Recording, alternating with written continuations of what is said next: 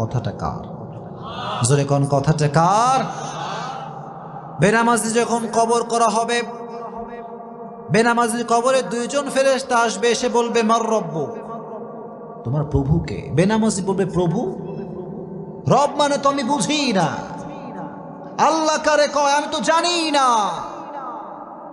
কারণ আজীবন সে রবের সামনে সিজদা করে নাই, চিল্লা এখন ঠিক কিনা? মাজার পূজারী যে হবে সেও কিন্তু আল্লাহর সামনে উত্তর দিতে পারবে না, চিল্লা এখন ঠিক কিনা? মাজার পূজারী আছে না নাই? মাজারের সামনে সিজদা এরকম লোক আছে না নাই? উত্তর করতে পারবে না। প্রথম প্রশ্ন বেঁধে যাবে। দ্বিতীয় প্রশ্ন মান নাবিয়ুকা, হু ইজ ইউর প্রফেট, তোমার নবীর নাম কি? সে উত্তর করতে পারবে না। তৃতীয় প্রশ্ন ওমা দীনুক, তোমার ধর্মের নাম কি? সে উত্তর করতে পারবে না। আল্লাহ বলবেন ওর কবরটাকে আগুন দিয়ে জ্বালিয়ে দাও। কবরটা